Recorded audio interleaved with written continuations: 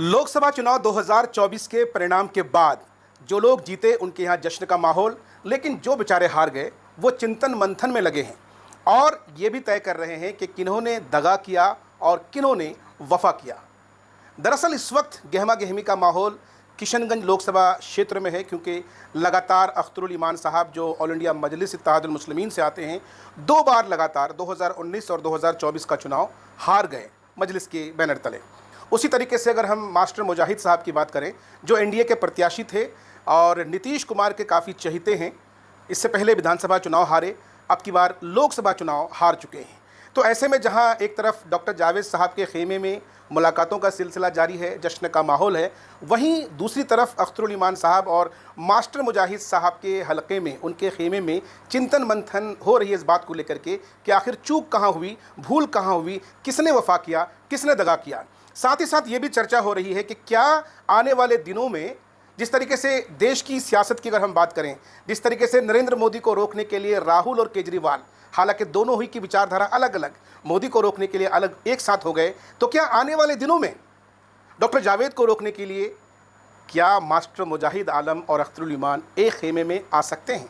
बहुत सारे ऐसे सवालात हैं जो आपके जहन में होंगे, वो हमने पूछे हैं एनडीए प्रत्याशी मास्टर मुजाहिद आलम से। इसलिए वीडियो में आगे बने रहिए और इस बेबाक इंटरव्यू को ज़रूर देखिए।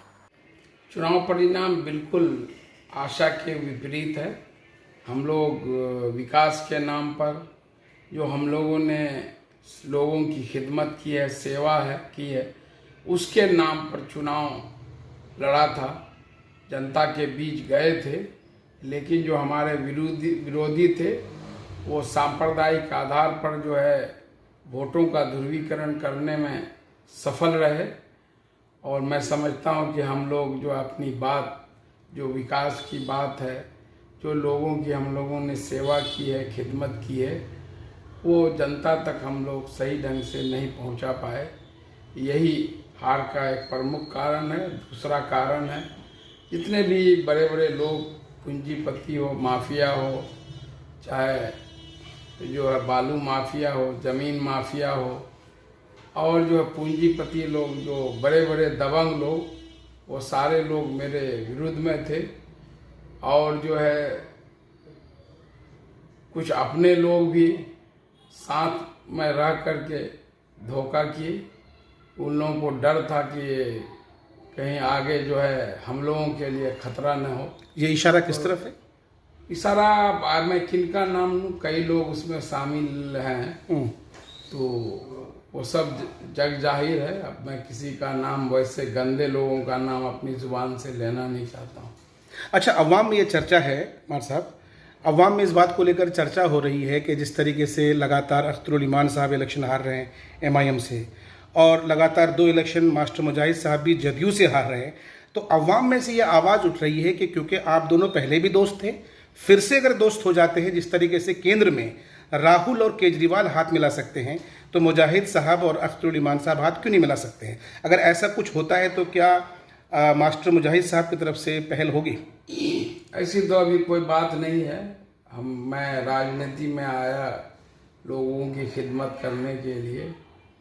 घर परिवार सब जो है नौकरी छोड़ करके, तो हम लोग खिदमत किए, जहाँ तक हुआ पूरी ईमानदारी से काम किए। आगे समीक्षा हम लोग कर रहे हैं। और इस राजनीतिक सफ़र में सबसे ज़्यादा जो सफ़र किया मेरी फैमिली। अभी कुछ दिन उन लोगों को पहले सेटल करते हैं, उसके बाद फिर जो है हम लोग बैठेंगे, बैठ के हार के कारणों की समीक्षा करेंगे और आगे फिर से हम लोग जो है। अच्छा, अवाम में एक आम मैसेज है कि जिस तरीके से पिछले विधानसभा चुनाव में आपकी हार हुई, जबकि उस चुनाव में आपने अच्छा खासा काम किया था, काम की बुनियाद पर लोग वोट तो करते आपको, लेकिन गठबंधन ऐसे पार्टी के साथ था यहाँ के लोग ऐसी पार्टी को पसंद नहीं करते हैं। अब अवाम का ये कहना है कि मास्टर मुजाहिद साहब को नीतीश कुमार का साथ छोड़ना चाहिए, क्योंकि वो लगातार एनडीए के साथ बने रहते हैं। तो क्या ऐसा कुछ भविष्य में मंथन करेंगे? अभी तो मैंने बताया कि अभी हम लोग समीक्षा कर रहे हैं। मेरी राजनीतिक शुरुआत जो है नीतीश कुमार के साथ ही हुई है, जी। और जो है हार और जीत मुझे अपने रास्ते से डिगा नहीं सकता है। ठीक है, हम लोग चुनाव हारे हैं, हौसला नहीं हारे हैं। हार जीत मेरे लिए माने नहीं रखता है, इसलिए हम लोग जो है हर चुनाव जीतने के लिए नहीं लड़ा। मैंने कोशिश की लोगों का दिल जीतने में, और ये दुर्भाग्य है कि लगातार 3 चुनाव लोग जो है वोट किए राहुल को प्रधानमंत्री बनाने के लिए। इस बार भी आप देखे होंगे जो सांसद थे उनसे लोग कितने नाराज थे, हर जगह उनको सवाल का सामना करना पड़ा, पब्लिक को फेस नहीं कर पाए। तो बस यही बात कि नीचे मत देखो, ऊपर को देखो। अच्छा, ओवरऑल मुजाहिद साहब, जिस तरीके से आप दूसरे पायदान पर रहे, अच्छा खासा वोट आया, तो क्या आप इस बात को लेकर संतुष्ट नहीं हैं कि मुखालिफ हालात में भी यहाँ की अवाम ने भर भर कर आपको वोट दिया है? ठीक है, अपनों ने बगावत किया, शुक्रिया अदा करता हूँ जी। धारा के जो है सिम में चलना और धारा के विपरीत में चलना, ये कमाल की बात, जिसको डाउन स्ट्रीम अप स्ट्रीम करते हैं। डाउन स्ट्रीम में तो ऐसे भी किसी को फेंक दीजिएगा वो बह के चले जाएगा, लेकिन धारा के विपरीत चलना असल ये कमाल की बात है। हम लोग चुनौतियों का सामना किए और हम लोग एक ही मुद्दे पर चुनाव, मेरे पूरे इलेक्शन भाषण में आप सुने होंगे या देखे होंगे कि हम लोग विकास के नाम पर और सेवा खिदमत के नाम पर वो चीज जनता के दिलों में हम लोग नहीं पहुंचा पाए। जनता को जो 2 पार्टियां मेरे मुखालिफत में थी, उनके अंदर इतना डर भय घुसा दिया कि तुमको निकाल देगा, इसका गोश्त बंद हो जाएगा, ये तरह तरह की बातें, एनआरसी लागू हो जाएगा, यूनिफॉर्म सिविल कोड लागू होगा, और तो कई तरह की चुनौतियों का सामना करना पड़ा। विपक्ष तो विपक्ष था, लेकिन जो लोग साथ में थे, बड़े बड़े नेता जो है, वो लोग भी जो है लोगों को दिग्भ्रमित किए। कहीं बोले कि MIM जीत जाएगा, कहीं बोले कि जो है नोटा में मारो तो MIM जीत जाएगा, कांग्रेस को वोट कर दो। बड़े बड़े नेता जो ये काम किए हैं उसका पुख्ता सबूत है, ऑडियो वीडियो भी है, तो जो शीर्ष नेतृत्व को हम लोग बताएंगे। चलिए, आखिर में एक सवाल मैं फिर से रिपीट कर रहा हूं कि जिस तरीके से केंद्र की मोदी सरकार को रोकने के लिए तमाम तर विपक्षी दल जो है, विपक्षी पार्टियां एक हो सकती हैं, तो क्या किशनगंज में डॉक्टर जावेद को रोकने के लिए भविष्य में मास्टर मुजाहिद और अख्तर उल एक हो सकते हैं? मैं किसी को रोकने के लिए, ये मेरा ये नहीं है किनको रोकना है किनको, ये मेरे इसमें चुनौतियों में से नहीं है। मेरा चुनौती था क्षेत्र का विकास, लोगों की सेवा, ऑलराउंड डेवलपमेंट।